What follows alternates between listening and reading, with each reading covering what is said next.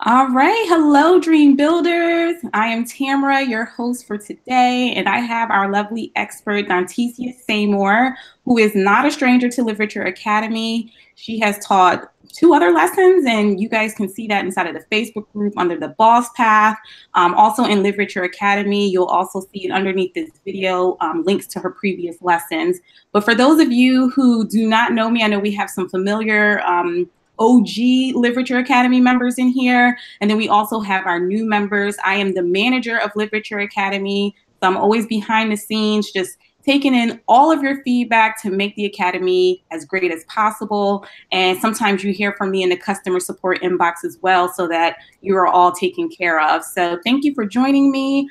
I am going to look through the comments, make sure you guys can hear me, see us, so that we can go ahead and jump into this lovely, lovely lesson with Donteacia. Every time she comes on, it is a treat because she just comes and she drops so many gems.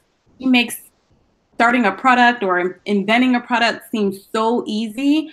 And I'm just so happy that she's here with us today. And I just want to I see a couple of people just like, yes, they're ready for this lesson. And before I even jump in, I want to wish Donteacia a happy birthday. It was Friday, right, Donteacia? It was Friday. You're so kind. It was Friday. Yes. Friday. And let me tell you something. I'm a Capricorn, but these Libras are showing out because Tiffany is also a Libra. So for those of you who are on today, Tiffany's birthday is on Tuesday. So we're going to show her some love in the group. So once again, thank you for joining us tonight. I'm going to go ahead and introduce our lovely expert for this evening. Donteacia Seymore is an American inventor and award-winning strategist. And as the founder of Before the Tank, which is an invention consulting firm, she is inspiring a new generation of inventors to be bold and disruptive and to do it on their own terms. And if you want to follow Donteacia, everything is Donteacia. Instagram, Facebook, Twitter. I highly recommend it because there has been so many successful stories out of just following her and having her as a support, as a mentor. So you guys are in for a real treat. Donteacia is going to talk to us today about several things, such as how to identify a problem, eliminate solutions, and validate the need that is out there for the product that you have in mind, and so much more. I mean, there are so many times where I was like, oh, somebody need to make this, somebody need to make that. Meanwhile, I'm coming up with the product or idea myself, and I'm not coming up with it. So I know that's why you guys are here. And Donteacia, we're happy to have you. Thank you. I'm happy to be here. So I wanted just to give a shout out to my inventors who are also dream builders who are on tonight. We have actually a few dream builders in our program that joined from the last live that I did back in March, and then some who were just in the group and watched the last teaching lesson and joined the program. So shout out to Maxine, Wardine, Rosalind, Cheryl. I know I'm missing some. I'm going to miss some, and they're going to be so mad at me. Oh, and we just had a dream builder join 2 days ago, Nichelle. So yeah, shout out to all the dream builders in the house that are building these awesome, amazing inventions. Hello, lovelies. How are you? Maxine is on a call. She's like, yes, that's my mentor. She's on tonight. I love me some Maxine. I love me some Maxine. So thank you once again for jumping on this call. And I know that there are several things you're going to discuss with us. So I want to talk about, well, first of all, you guys really want to make sure you stay tuned because there is a master class. And of course, Donteacia always comes through for the dream builders and shows us love. She has a special offer for you that she'll be sharing at the end of tonight's lesson. And we're just going to go ahead and just start with, how do you identify a problem? How do you even begin to know that you have a product in mind? So you know what's so interesting about that, and it's really good that Maxine is on tonight and she's in the chat and you guys can like chat with her while we're doing this, because Maxine thought she had an actual invention when she first talked to me, because she saw an inconvenience and she was like, hey, I really wish it did this thing. And it wasn't really an invention. It was more of a suggestion for a large company that was already making a product, right? Because it just wasn't an inventive solution. And so I said to her, I really want you to identify a problem that's, again, unique in your life, and then come up with a solution. But she got so stuck, like trying to come up with problems, like trying to identify problems. She wasn't looking at her personal everyday life.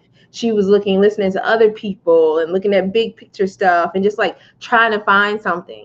And what's interesting about that is when you're trying to actually find a problem, it's really hard to identify the problem, because our brain is saying, let's make this thing more difficult than it needs to be. And so we're like, how can we solve this complex problem? And so she was like, there's a problem where there's raccoons getting in the sewer, blah, blah, blah. I'm like, what do you know about raccoons in the sewer? She's like, nothing. So I'm like, well, you know, if you don't know anything about that problem because it's your brother's problem or your cousin's problem, it's a lot more difficult, because then you need to bring those people in with a certain expertise in that area and those pain points to kind of answer that, to find a solution. And so what we really had to do is I kind of had to sit her down and we had to separate the solution from the problem. Because a lot of times people are like, okay, I have a problem, here's a solution. Or I have a solution, but they don't have a strong problem. You'd be surprised how many people come up with ideas and they're like, oh, this will solve, you know, this thing that I have, this will solve all the problems. Like, well, what's the actual problem? What's the problem and how is it currently being solved? And you'd be amazed how many people don't actually know just what a problem is. And so one of the things I advise people to do is to spend 7 days, up to 7 days at least, where you're just looking at the little inconveniences in your everyday life. It could be something about how you apply your makeup, and it could be an inconvenience. It could be, in her case, she was trying to wash her fruit on the go, and she didn't want to go into the public bathrooms to do it. She was trying to do it out of the car. So water was getting all on the ground, getting in the car, running down her arm. And so she came up with the fruit, on the go fruit and veggie cleaner.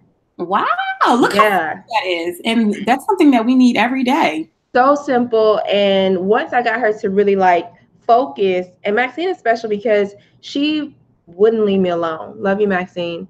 She wouldn't leave me alone. And she was like, I want to join the program. And I was like, okay, well, we're gonna figure this out and come up with the invention in the next couple of weeks. And lo and behold, she came up with an invention.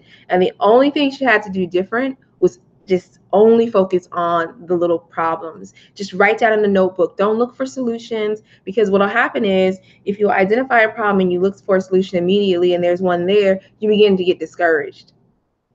And so you start to get frustrated and, tired. And so I like to separate them all together and identify the problems separately. Do not look for solutions. Do not see if there's something else out there. Just all week, just write down these little problems, these little inconveniences that you're experiencing.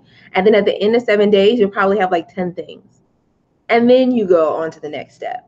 But identifying that problem first is important. That is so genius. Maxine saying, yes, she was a hot mess. Girl, I love her. I love her to death, but baby, she was doing a whole lot of things. But you guys got there. So I just want to repeat that. So spend 7 days identifying the problem around you in your everyday life. And it doesn't have to be overcomplicated.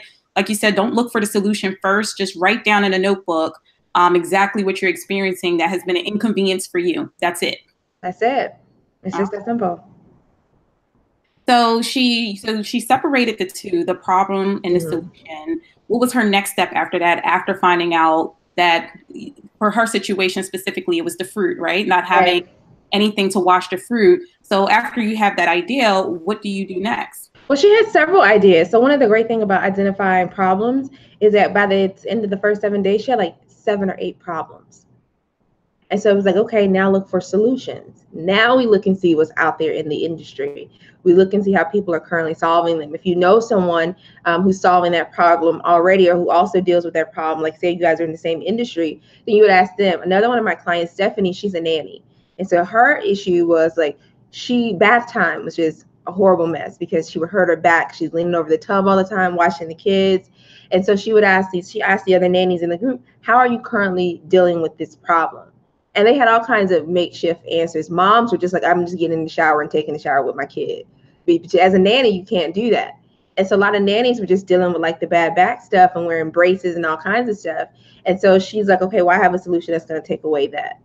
So she identified the problem, and then she looked to see how other people were solving it to see if her solutions were better. So I told Maxine, I was like, next step, see what solutions are out there. And she was able to eliminate and get it down to, I want to say 3, just based on things that were available that needed a solution, that didn't have a solid solution out there. And then of those 3, we decided which one was going to be the strongest market placement for her to move forward. We did this in 2 weeks. What? Just 2 weeks? That's just 2 weeks. And she tried for almost 40 days to come up with an invention by herself. And just 2 weeks of focusing and separating the two and, you know, looking to see what was out there after the fact, Mm-hmm. we were able to identify something. So if there, say for instance, that wasn't the case in her case, where she actually was able to identify, or everything had a solution. Everything had a solution. Everything was marketable. There were two things she could have did at that point. One, she could have looked at some of the solutions out there, and she said, you know what, I want to improve upon this thing that's already out there, and I want to make a gadget that's similar or better, right? And even do a patent search and say, okay, well, is this patent protected? Because a lot of people get bogged down with whether or not there's something already in the marketplace and they don't want to move forward. If there's something in the marketplace, they've already proven market concept. So don't be afraid to get into the same market as someone else if you have an idea that's better than one that's already out there, especially since 80%, 89% of products aren't patented.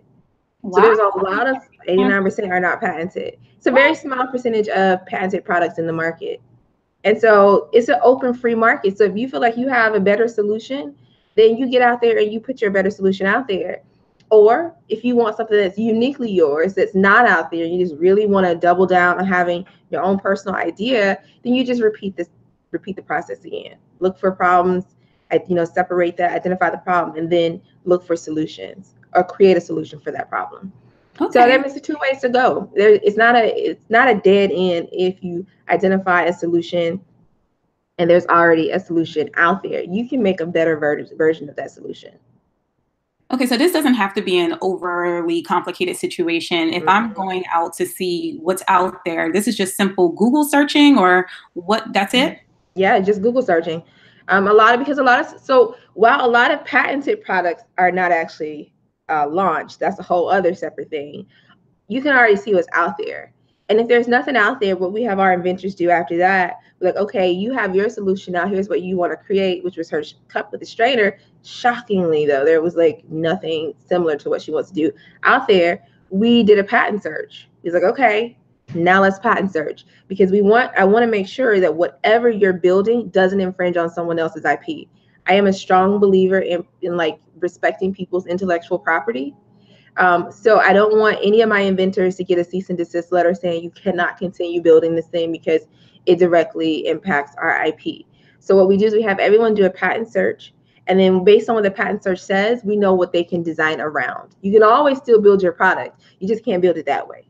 Exactly. You're gonna have to pivot a little bit. Right. You just gotta pivot. It's like, and I tell people education, people are like, oh, I don't want to do a patent search. What if there's something out there? I was like, don't you want to do this now? Yes. And deal with this now versus 5 years from now when you're making 20 million, 30 million, $100 million, and someone comes and tries to sue you saying that your thing is just like their thing. No, let's go ahead and let's make your thing marketably different, and then protect that piece of information that's yours uniquely, and then you can launch your product and make all this money. And so if someone comes after you, say, hey, no, I have a patent for this version of the product, right? So protect yourself early so you're not defending this thing, spending $2 million 10 years from now trying to protect it. Yes, work smart, because it'll get hard later. So I do have a question from T, and I don't know if you're asking about this specific course or the steps that she was speaking about, T. You might have to provide me with some more information, but she wants to know, is this good for people that want to private label? No. Okay. So people who want to private label, there's a lot of different things out there on like Alibaba. There's a lot of different places where you can just get merchandise and slap your company name on it and drop ship. That's not at all what we do. So our inventors build products that are uniquely theirs, and if they want to license it out, they can. But we don't do like white labeling because it doesn't require you to actually build anything. It's just a matter of you finding someone out there who's selling the thing that you want to white label, and then you just coming up with an agreement with them, like how much is the unit, and then you just basically upsell, like upcharge what it is. If they're selling it to you for $5, you can sell it retail for $10, and then they'll drop ship it. But no, it doesn't require any actual. It's a lot easier to do, but the competition is a lot steeper because a lot of people are selling the same product. And this is why, and she said, okay, thank you. You're welcome. That's why it's also great to jump on these calls and, get your questions answered, because you just never know. Mm-hmm. And one thing I really love about the feedback that you're giving as far as those two options, look at the solutions out there and then do a patent search, is, like you said, it's going to save you so much time and prevent heartache in the end. If you're spending all this time and money into a product and then, it's like you said, cease and desist, and you can no longer actually sell this product or get sued. You know, that's a traumatizing situation. And that is why it's amazing when you have resources available to you and people available to you, experts, so that you can invest in yourself and get the actual information that you need so that you're making informed decisions. Yeah, I agree. So in a situation where you have the solution, you looked out there and you're noticing that this might be the right path, and you have this idea in mind. I mean, I think so many times people know exactly what they want to do. They know exactly what they want the product to look like, but they don't know where to begin to start designing and all of that. So before you even reach out to someone to design your product, should you already have like a prototype, or where do you begin? Yeah, so no, the thing is you want to get the design done so that you can build a prototype, right? So there's two ways, right? There's the makeshift home prototype. It's like, what do you have around you in your house that you put together and like Frankenstein it, right? And so, and a good example, and I'm only using her because she's on and it's easy, is her cup, her on the go fruit and veggie cleaner. She got a cup at her house. She got a strainer and she got some masking tape and she got a thing. And she literally just like taped the strainer to the top of the cup that had the top on it. And that was her prototype. That was her rough prototype, and she just tried it, and she's like, yeah, this works. But see, a lot of times the prototype, you don't even have to build a Frankenstein because logically it works. Like logically, her invention works. Because if you put a cup and you put a strainer on top, it's going to strain water out, right? So logically it works. So sometimes you don't need that Frankenstein version, but sometimes you do. And if you can Frankenstein it with cardboard, like I had a couple of inventors who are creating a device that you kind of lean up against. And so she got some cardboard and she folded the cardboard in the way it would work if she were actually using it. And she used that to see if it actually gave her the support she said she thought it would give her. And so a lot of times when you want to test your solution, you just find things around you and see what you have around you that allows you to test that solution to see if it's something that's viable. And then you find someone to design it so you can actually start working on your prototype. And the prototyping is where it gets fun and where it gets a little difficult sometimes because it's so technical. Even in the case of a cup straight with a strainer, it was really technical, as Maxine can attest to. So sometimes it can get really technical because the people that you're working with, these people are people with technical backgrounds. They're engineers, they're industrial designers. And so they speak a different language. And the way they design in dimensions and sizes. And then you're talking about 3D printing and then like different filaments. It becomes a whole thing, right? So it can get a little confusing at times, but it's cheaper to do it that way and to really test the product with a prototype than to go and try to find someone to manufacture the product and find out that it doesn't work.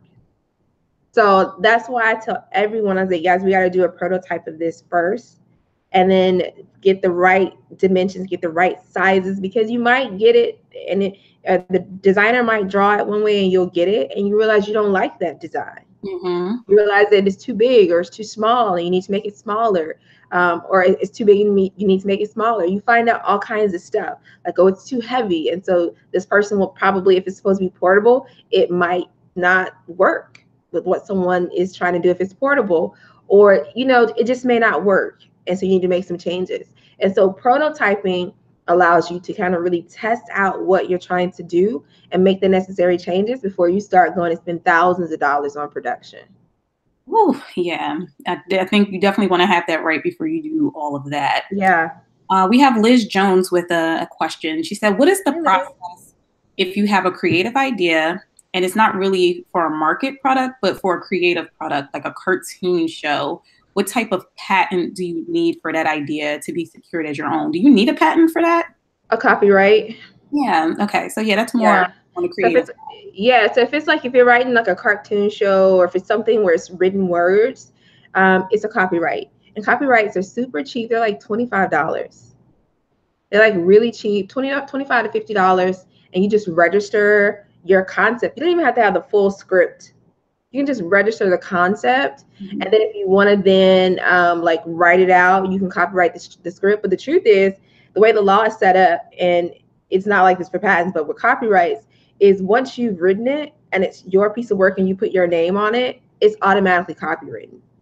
So if someone tries to go and they try to actually write it, once you put it out in the public domain and it has your name on it, it's automatically copywritten. So if someone tries to come and copy what you've done, like you legally have recourse. But I personally, if I was trying to really do a cartoon or some series that I wanted to be big at some point, I would spend the 25, 30 bucks and I would go to the Screenwriters Guild and I would copy it. And they have different regions. So depending on where you are, you would do like mine, I think is Screenwriters Guild of Southeast America. And so the Southern Eastern portion of America. And so that's where I was able to copyright a show that I'm actually working on for inventors. So hear more about that. Yeah, so that's why I was able to copyright that. But yes, if you're trying to just do a show or something like that that's creative, then you want to copyright it. If you're trying to protect the name of a product or a description or a logo, that's a trademark. All right. So there you go, Liz. I mean, for $25, you can have a multi-million-dollar idea, and all you have to do is begin with 25 bucks. So thank you so much for that. I don't think, can you share information about the show that you're working on? Is that? Yeah, so the show is actually also going to be called Life Before the Tank. And so it's a pilot where we're following inventors through the process of building and launching their products, because everyone wants to be on Shark Tank, but no one knows what to do to get to the tank, right? Like, what is all of the hard work that comes before? What is the blood, sweat, and tears? How does that factor into your everyday life? People are taking care of their families, their kids, their parents. They're working in corporate America. They're trying to fit all of this stuff in and also build their legacy, like their legacy products. And so I want to follow inventors because no one's doing that. No one's following inventors in the beginning stages as they're building their products. And so we're putting together a pilot to do that, to follow them. Yes, more power to you. Because I swear, every time I watch Shark Tank faithfully, and I'm always like, I wonder how they got to this point. And then here you go with the answer. So bring it on, Dr. Easy. It's coming on tonight. It's on right now, I believe. Yes. So we did have a few more questions rolled in we want to address. Okay, how do you find a person or company to create the prototype? Ooh, child. Okay, so it depends on the type of prototype. There's different types, different companies for different types. If you're making a cloth, which is like a fabric-based prototype, that's a textile company. So you want to work with someone who's in the sewing industry, right? You can either actually have a local seamstress do that. You can find a graphic designer to really design your prototype for a textile, because textile is just a lot easier. This is a lot less intensive. But if you start talking about plastics, stuff that requires injection molding, it's a little different. You're going to need an industrial designer to draw that out and to spec it out. And then you'll need a prototyping company like a 3D printing company to 3D print that out for you. When we start getting into things that have electrical components, because I do have inventors who have electrical components and software in their product, now you're looking at an electrical engineer, a software engineer, and then they're putting it together physically to make a prototype, and then you have to find someone to do a casing for that, right? So it depends on the type of product. There's no one way to do it. There's one process for everybody. Everybody follows the same process regardless of the product, but there's no one person that you can go to. It really depends on the type of product, what materials are needed to make the product, the level of expertise required to make the product. Because there are some products that my inventors are creating and I have no knowledge in that industry, but I know how to contract people who do, and that's sufficient. I know what questions to ask and what questions to have them ask, and so that works out perfectly. Okay, so I think your answer to the next question is going to be pretty similar. It was from Candace. What should we be prepared to pay for? Or maybe she's just talking about in general. If you can kind of go down a list of what should you be prepared to pay for in the process of creating your product?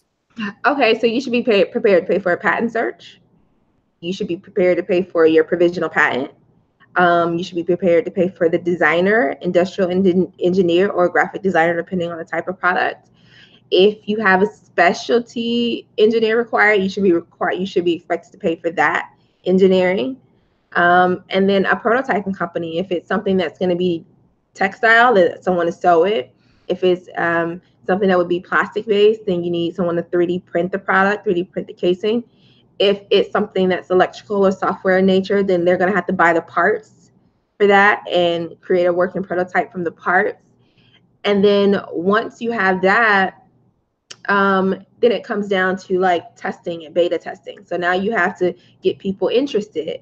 And so that may require you to have some design work done for a logo and, you know, to start talking about the product and getting it out there. So it really just depends on the product. But those things are the base things you should expect to pay for. And eventually a provisional patent. I'm gonna get this plug from my computer. I thought it was plugged in, sorry.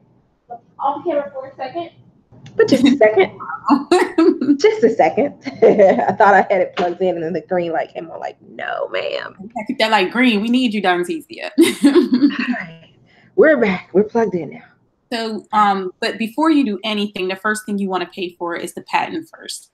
Then the patent search. Mm-hmm. So you want to get a patent search first, and then a provisional patent, you should be able to self-file. Because it's easy to self-file a provisional patent. It's not difficult because it doesn't require all the things a non-provisional patent does. And a provisional patent, guys, for those who are wondering, is like a temporary patent. It gives you 1 year to explore this idea, and it's a placeholder. Like, it's just a stamp saying, hey, I had this idea. I'm filing notification today saying that this is my idea. And then you have a year to build it, to test it, and then to file a non-provisional. And that non-provisional is that long-term patent that someone's going to approve and give you an actual certificate. But that provisional is really inexpensive. It's anywhere from $65 to $250, just depending on your income level. If you self-file, if you hire someone to file it, it can run you about $2,000. And it's not worth it. It's so not worth it for what they do. They literally are just filing a few pieces of paper. So do the work, guys. Yeah, it's super easy to do. And the biggest thing is the patent office does not review provisional patents. So that's why I say it's really a waste to have a patent attorney file it, because they don't even review it. The patent office doesn't review a patent until it becomes a non-provisional. And then once it's a non-provisional, they'll look back at the provisional, and the only thing they look for is they look to see if it's the same idea. And if it's the same idea, they'll say, okay, we're going to give you this original date. That's the only thing they look for. Wow. If the idea is different, but it's similar, you'll explain in the non-provisional patent how you got to that new version. Because that happens, right? You find out that original version didn't work, and you're like, okay, here's what we realized over the last year, and here's what we did to get to this place. And then they slap the date on. They do not review that provisional patent at all. Wow. So you're just basically paying for their title. You're not paying for the service, really. You're paying for the placeholder. Yeah, you're paying for the placeholder, but you're paying an attorney. A lot of times it's just peace of mind. And a lot of things. The thing about the invention industry is there are a lot of people who prey on inventors. There are a lot of people who know that people desperately want to get this thing out, that they want to stop thinking about it, that they want to have something uniquely theirs, that they want to build a legacy, that they want to have the confidence in saying, I invented something. And they know that there are only so many places that inventors can go to get that support. And so a lot of people charge these inflated prices because they can. Because there aren't people out there, or not enough people out there, this me right now, like maybe a handful of people that are really providing that service and not ripping people off. Wow. So yeah, guys, be mindful of that. And that's why it's great to have Ask the Expert, for people to come in and tell you exactly how it's going down. Yeah. We have Trisha. She wants to know, what exactly does patent pending mean?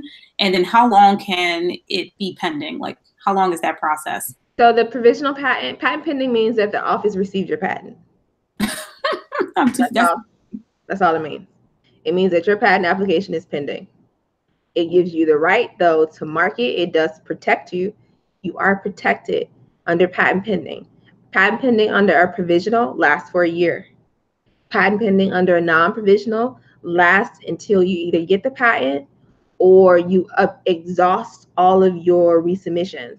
Like if they say, okay, this patent is denied because of this, you can resubmit new information. So until you don't resubmit that last resubmission. And I think it's like they give you 90 days from the last notification of denial to resubmit before your patent is dead. Your application is dead and you have to start over. And then you're no longer patent pending. All right. So I have one more question. She says, I got a PPA. And what exactly is a PPA? I don't know what a PPA. I don't know what she's saying. Yeah, if you can tell us what a PPA. It sounds like a patent pending application. I'll ask her full question and you might know what she's saying. Okay. I got a PPA for my idea last year. I pitched it to a company. They did not call me back. Recently, I started seeing my idea on models at clothes stores. How do I ensure they did not steal my idea? You cannot. I mean, honestly, you can't. So here's the thing. I don't know if a PPA is a patent pending application. Yeah, maybe that's what she meant. If you have any more questions or if you can elaborate on that, I think that'll help us. Or is she saying an NDA? Yes, PPA. Maybe. Okay, we'll let her say what she meant exactly. Okay, so I'm gonna move on to the next question. Oh, provisional patent application. Okay, so here's what you'd have to do. And this is where it kind of sucks. If you're not awarded a patent, you actually don't have any legal rights, any legal recourse. So she'd have to continue filing the non-provisional and be awarded, and then she can go after that company and stop the other people from using like the models from. She can just send a cease and desist. So that's what she could do. So the option she has is to go ahead and fully develop and patent the product. And that'll probably take like 18 months. So it's not going to be swift justice because the fastest you can get a patent approved is 18 months. And so it won't be swift justice, but it'll come eventually. And then she can go and she can send a cease and desist letter. If she talked to a company and she pitched the idea to a company and she didn't get an NDA, I mean, she's kind of just, that's the only route she has to go. And then the thing about another thing, and I think this is the most important thing, guys, is no single person has the only idea. That is not the only person who has that idea. I talk to inventors all the time who are inventing something someone in my program is inventing, and I don't take them. Because I'm like, I can't have two inventors inventing the same thing in my program. So for me, it's a conflict to have two inventors building the same product. So I just go with the first person. And then sometimes the first person who joins is the fourth person I talk to. But they were the first person to take action. So it's hard to say if a company stole your idea because most people have the same idea. Like there's very few people who have one idea that's solely theirs. That's why you see people all the time where they're like, oh man, I had that idea 5 years ago, something they see on television. And that's because a lot of people are dealing with the same problems and they're creating the same solutions. And so it's really the first person to get it done wins, right? The other option, like I said, is for her to continue to move forward with her idea, regardless of what's already out there, and to make it better and to have a better marketing strategy and to just blow the competition out of the water. And that's kind of the only recourse she has, really. But it gets really difficult when people start to say someone stole my idea, because it's like, if it's not just hard to prove, it's probably unlikely. It's probably someone else just had the same idea. Yeah, and it's like that we all experience, not all, but a lot of people experience the same problem. Yeah. I think you kind of discreetly or kind of calmly dropped the gem, and it might seem very simple, but it's easy to forget. When you're pitching ideas, to make sure you have an NDA, which is a non-disclosure agreement, so that you can kind of cover your track with that. And NDAs, you can get them anywhere. Online. Yeah, you get them online for like $5. So they're really easy to get. I think another thing that I said that I don't want to be missed, and it's really important for people not to miss this, is most people will have, there are going to be people who have your idea. The person who moves first wins. A lot of times we think we have time. I'll do it next month. I have people who put down deposits to join the program, and then they say, okay, I'm going to join in December. I'm like, it's October. Do you know what can happen between October and December? Do you know like that you haven't done anything? Somebody could file a patent tomorrow with your idea. And because you waited until December, you now have to figure out something else. You know, it's like, guys, you got to move on these things when they come to you, because you never know who's going to beat you to the punch. And if you're sitting around waiting for like the right time, it's never going to be the right time. So do patents expire? Yes, they do. That's interesting. So you came up with the concept and you have the patent, and it's showing that you came up with the idea. So it expires. What does that process look like? And how long does it? So freedom of commerce, right? The whole purpose of a patent expiring means it's just like, we don't want to have one person monopolizing an industry forever. Right? And so it's like, you have an idea, the government is saying, I'm going to give you 10, 15, or 20 years to make as much money as you can off of this thing, and then it's public domain. Wow. So it creates a sense of urgency. It's like, how much money can you make off this thing in 20 years? And I used the example last time with the fidget spinner. So fidget spinners became really popular last year. That patent expired in 2016. She didn't make any money the whole time she had it patented, because she didn't have the money. She didn't know how to develop it. She didn't know how to develop it. She didn't know where to go to launch it. She didn't know how to do any of those things. The patent expired. Someone picked up on it, because there are people who actually look for patents that expire. There are companies that are just actually do that. There are people who are waiting for patents to expire and to launch the products. Wow. Because there are companies that know that there is so much gold that's just sitting in the patent office. Like, and that's the other point I was saying, that only 3% of patented patents become actual products. That's it. That's all. And that's because most people don't know how to build their products. They're not building them.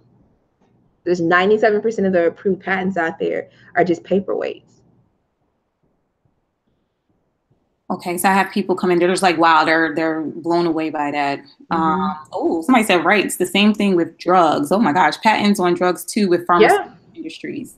Yeah. Yeah, it's all patents. So yeah, so patents, it doesn't matter, because it's all the same patent process. So yeah, they expire, because think about it, if a pharmaceutical company had the patent to acetaminophen forever. Do you know how much we'd be paying for acetaminophen right now? Wow. There'd be no way to regulate it. Like we pay $6 over the counter for some extra strength Tylenol right now. But if one company owned the patent to that, they could charge us $70 for Tylenol. Wow. And there's no way to regulate it, because there's no competition. Competition in the market is good for the economy, and it's good for the consumer, because it ensures that we get the best price. But if there's one person monopolizing a specific thing, there's no way for them to regulate the price to ensure that we're not being gouged. So I have a question. I'm kind of shifting gears a little bit, because I know sometimes when you're watching Shark Tank and they're pitching your idea, and I mean, sometimes there's like 3 different outcomes. Either they're going to go ahead and invest in your company with the actual product that you have. And then sometimes they ask questions like, are you trying to license this, or they ask these questions. And I'm just wondering, you know, when it comes to the outcome for your product, how do you determine, you know, what you want the outcome to be? If you just want to sell the product, if you want to sell the license of the product, what does that look like? It's a lifestyle question. What do you want your lifestyle to be? I have someone who joined the program, Michelle, who wants to sip margaritas on rooftop pools. And that's all she wants to do. So she wants to license her product. She's like, I don't want to build a company. She has a really, really great idea. It's a really great asset on TV product. She wants to license it out. So we're going to develop her prototype, and then we're going to pitch it for her to license it out. She doesn't want to sell it. She doesn't, well, we're going to develop her prototype. We're going to sell the first 100 to prove that people want to buy it. And then she's going to license it out with that leverage. Yeah, so it depends on lifestyle. So do you end up making more when you license it, when you sell the license to the product? No, you're not making more. So you're not making more. You're getting a percentage. You're getting royalties. Royalties. So it depends on how popular your product is, and it depends on who you license it with. So you may make more. Like if I license with, like we have David, he's licensed with Goodyear. Goodyear has access to all the tires, you know, across the country. And so his product will probably be in more cars as a result than him trying to sell it. So it just depends on what the outcome is and the lifestyle that you want to have. So, and who you license it to, because if you license it to a small company, your royalties may be small, and you possibly could do more if you were selling it yourself. It depends on whether or not you want to build multiple products around a brand. Because if you want to build multiple products around a brand, you're now building a company. And Maxine's a good example. She wants to have a whole wash and go line of products for the kitchen. And so it's like that she's building a company. She wants to build a legacy that she can pass on to other generations. So it really just depends on lifestyle and what you want to do. Do you want to get like 20, 30% royalty and just like live your life and collect a check every month? Or do you want to have unlimited, like an unlimited ceiling when it comes to revenue generation? That's you building a company and selling a product yourself. I'm laughing at the comments over here. Someone said, yo, you are schooling me. They are just blown by the information. Oh, yay. Keena wants to know, when you hire a designer, did you have him or her sign a work for hire to protect yourself so they don't take your idea? Or is that just the NDA? NDA. Okay. Yep. It's just an NDA. And depending on where you hire your designer from, like I know in places like Upwork has all of their contractors sign an NDA and a non-compete. And then we have our people who contract Upwork contractors have them sign an NDA also separately, so they're protected. But yeah, they sign an NDA, they're legally bound to not steal your product. Love that. Just that. It's a very important document, guys. Yeah, it's super simple either. It's a super simple document.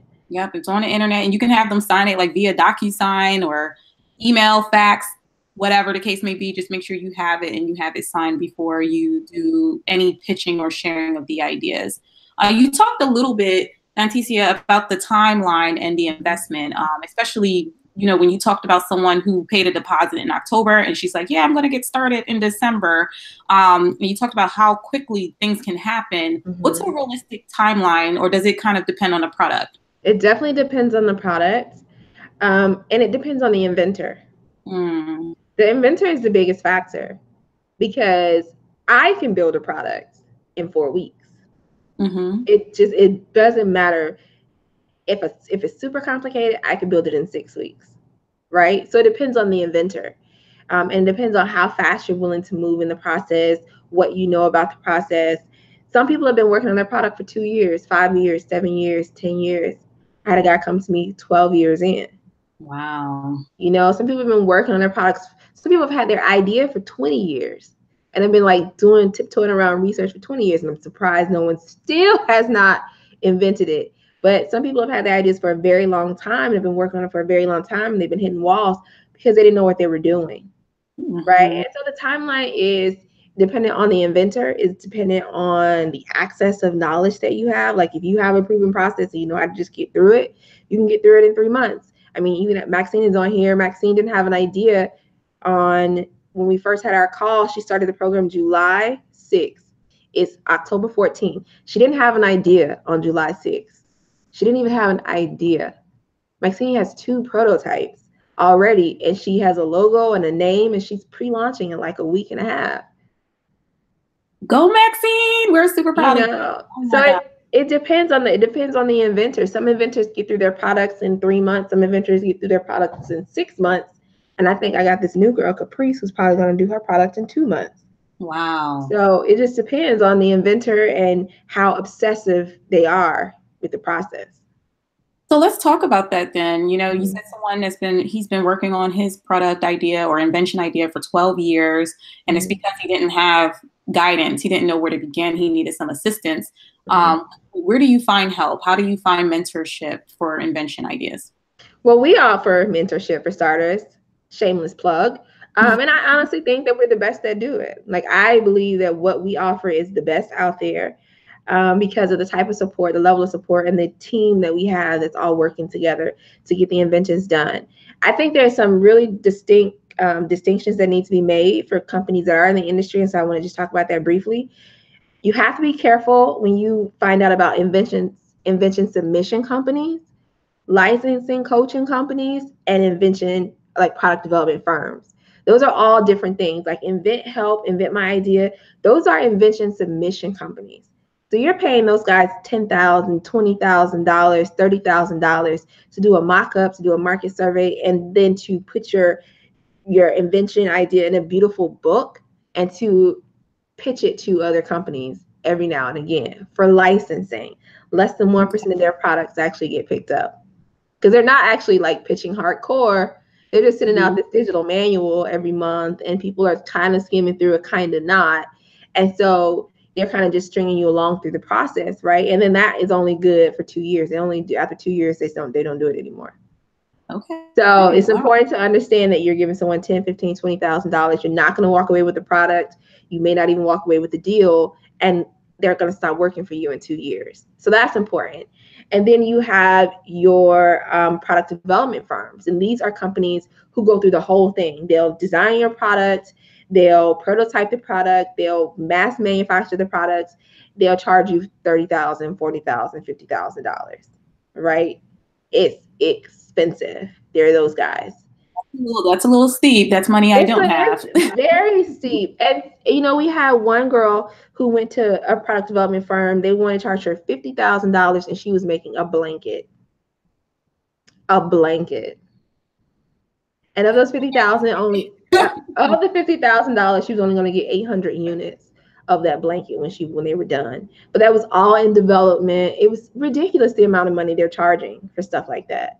And so it's important to be careful when you get with these companies. And then there are some consultants like myself who we actually take you through the whole process. We show you how to build everything on your own. We show you how to contract out designers, prototypers, manufacturers, and we support you through that process. You know, you ask us questions, we're there, and we walk you through it so you have the knowledge. So the next time you want to build a product, you know how to build a product. You know exactly what to do, exactly where to go, exactly how to get there. And so, and we don't take any of your idea. I don't own any of the inventors' companies. I have no equity. I actually have equity in 2 companies, but I invested personally in them. But I don't take equity as a part of people joining the program. Those invention submission companies, they take 20% in perpetuity. Okay. So it's important to read the fine print when it comes to stuff like that and to know what you're getting yourself into. Okay, so let's, I know a few people are interested. They're asking how can they contact you? How, you know, they heard that you do have, you do consultations. And I want you all to know that Donteacia does have a masterclass. It's called Build a Six-Figure Product in 84 Days. 84 days, y'all. Your whole life can be changed. Can you tell us a little bit about what that masterclass includes, how much it costs? She has a special offer to dream builders. Yep. You all can go ahead and get started. Yeah, so the masterclass is we're going to talk about as much as I can talk about in 90 minutes when it comes to building a product. We're going to talk about the best strategies for identifying problems if you don't have an invention. I didn't touch on this in the last masterclass, so this one is actually going to be completely refreshed. So if you participate in the last masterclass, there'll be some things from it that will be similar, but there will be some things that are different because I've learned a lot from my inventors in the last 6 months. 7 months actually. And so there are some different things that I want to incorporate in this masterclass that wasn't in the last one. And one of the things we're going to really talk about is ideation. Like there's not enough time spent around forming the right idea and how to like come up with the right invention and then what to look at when it comes to what's already out in the market and how to decide whether or not to move forward with that invention before you really put some money into it. And then we'll talk about the invention process itself, the patent search process, the market validation process, the type of people that you need. I'll talk about the different specialists so you'll know exactly what specialists that you need for your type of product and where you can find them. And then we'll talk about what to do post, like product idea, like launching, different types of launchings, what you can expect, how to engage people. So I'll talk about all of that stuff in the masterclass. So this is a lot of what my inventors get, but you know, as much as I can put in a masterclass, basically. Because honestly, the amount of time we spend together, we're together twice a week, Monday and Wednesday live, and then they're in the Slack group all week, just blowing me up, asking me questions. So there's a lot of implementation that we can't put in the masterclass just because there's not enough time. But in this masterclass, if you want to get started on your own, you will be able to definitely get started on your product and just like start building it. There'll be enough information, honestly, for you to build a product if you're resourceful. There you go, guys. So if you guys are interested in that masterclass, the information is inside of the Academy right underneath Donteacia's bio, and it's also going to be posted in a Facebook group after this live lesson is over. Is there an expiration date? Yeah, so the masterclass is at sixfigureproducts.com. It's the number 6. The cost for the course or the masterclass is $97. And for those who know, they know that my program fee is much, much more than that. So take advantage. It's $97, but for the Dream Builders, if you put in the coupon code Dream Builder, I'm giving you 25% off. Ooh, so wait, that breaks it down to like off the 97? Yeah, off the 97. Oh, y'all, if you don't even have an idea, I know you have a problem that you can solve. So you might want to jump on that. So it's priced at 97 right now, and then she's giving you an additional 25% off with Dream Builder as promo or coupon code. Bobby has a question that she answered. Let me see if I can find it, Bobby. I'm sorry that I missed it. And the masterclass is going to be live Thursday night, 8 p.m. Eastern. And where is that going to be? It's going to be live on Thursday night at 8 p.m. Eastern. I'll send out a link. All right. I'm writing that down, writing my notes because I need to jump on this too. Okay, so Bobby wants to know, can you do both? Can you license out and build a company, I guess, towards the same idea? Yes. I actually tell people to actually build their idea, sell it, and then license it as well. Because what it does is it actually gives you more leverage with the licensing companies. There are going to be some licensing companies who want exclusivity, and they can't get exclusivity from you. You can be like, okay, listen, I won't license it to anyone else, but I'm going to still sell this thing, right? So you get to decide how you want this to go. And if you have a really killer product, some companies will be like, okay.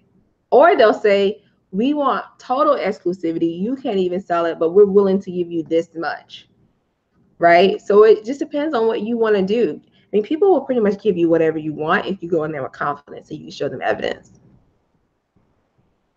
Is there a website to research outdated or past patents that have expired or current patents? I know you spoke on that, but do you have the exact website they would go to? Yeah, you can go to the uspto.gov is one place. It's a lot of stuff, though. It's a lot of fun searching through that. You can actually just choose expired, and it'll show you all the expired patents. Wow. Another way is you can go to Google Patent Search. You know what? Google is the truth. Google comes through. They got everything. They got a patent search. They have a whole patent search arm out there because they also know that people were searching for patents on Google. So they actually have they pull not from this USPTO, but there's another one that's international as well. And so if you go to Google Patents, I don't know if they let you curate it by showing you what's expired, but they do show you all of them. I know USPTO lets you choose expired specifically. I don't know for a fact if the USPTO office does, though. Okay. So I just want to, the Google Patent Search office does. So I just want to state that. Okay. All right, guys, we have less than 10 minutes. So I'm going to go ahead and ask a few more questions. If you have any more, now's the right time to ask. I have one from Natasha. Do we get a recording of the masterclass to refer back to later? So the masterclass has a 7-day replay. Oh, no, not 7-day, 30-day replay. I'm sorry. The masterclass has a 30-day replay. So you will be able to access the masterclass for 30 days. Afterwards, though, it does expire. So you have 30 days to implement. It's one of those things where you gotta get the information, learn, act, and move on it. Okay. And then Nettie wants to know, is the masterclass just one-time access, or will the fee include a link to access info again? You just pretty much answered it. You have 30 days. Yeah, 30 days. Yep. So tons of compliments. This is great information. Thank you so much. So do you work with people that are developing apps? So I don't, but I have a friend, Sheldon Gray, who does. So if you have an app, Sheldon actually is really good at helping people build apps, and I'll gladly connect you with him. So just drop it in the in the Dream Builders Academy and I'll send you his information. Okay. So people are all over you, Donteacia. They're like, what's her information? What's her Instagram? Can you just go ahead and, you can find her information under the Academy. Once again, it's also going to be posted inside of the Facebook group. They want to know, do you also have a public Facebook group for your audience? So guys, this is one of those sad conversations I have to have. So guys, I have a group. My group is currently archived. I loved my Build Further Launch Your Awesome Invention group, but we've been doing so much work with the inventors. We have our invention convention coming up in December, and we have people joining, literally like 2-3 inventors joining the program every week, to where I couldn't curate both experiences. Because the thing about inventions is people are so personal that when I try to get other people to come in and engage the inventors, they don't want to talk to anybody but me. Because people are like fiercely private about their inventions. And so unless I was in there like starting the conversations, it just wasn't happening. So right now the group is currently on pause. We may bring the group back in a year once I get this thing going a lot different, to where I have a lot of people kind of filling in for me. But right now I do all of the live sessions because, again, they're paying for me. So I do all of the live sessions. And, once I wean them off of me a little bit, then I'll probably go back to the group. But right now, the group is on hold. Oh, okay. I know. I love the group, but I just couldn't manage both. But what's great about that are the people that are actually working on their product invention ideas with you are getting your one-on-one attention. They are, yeah. That's priceless. So it's worth the investment for them. And we understand. And if you guys need any information, once again, Donteacia is always inside of our Facebook group. If you guys ever have any questions, you can tag her until you're ready to actually enroll into a masterclass or invest in her program so you can get your product invention ideas started. We do have, there's a few more questions pouring in. Could you give the website for White Label Products Company? Alibaba is the only one I really know. I mean, AliExpress. I'm sorry. Alibaba, AliExpress, either one. They're the same company. Okay. So yeah, Alibaba, AliExpress, but just know that it is a treasure trove of stuff. It is like millions upon millions of products. I can't even shop from Ali. It's overwhelming for me. It's overwhelming. It's a lot of stuff. Yeah.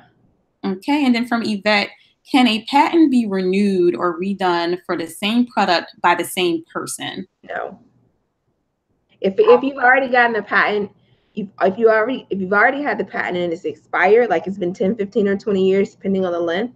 And the reason I say 10, 15, or 20 is because you actually have to renew your patent at 10 years, at 15 years, and then it expires at 20. So if you don't renew it at 10, it expires. If you don't renew it at 15, it expires. But if you do, then you'll have it for all 20 years. But once it expires, that product itself cannot be patented by anybody. Oh, anybody. Okay. No one. Yeah. Okay. Like no one can go back and patent the light bulb now. Well, that makes sense. Yeah. Yeah, the light bulb. Okay, so did you give the expiration date for the masterclass? Yeah, you guys have to sign up like by Wednesday because it's on Thursday. On Thursday. Yeah. So the 25% off is good though for 24 hours. I didn't say that. The 25% off is good for 24 hours. So act fast for that 25% off. It's good until tomorrow, 9 p.m. And then it's $97. There's a 30-day replay.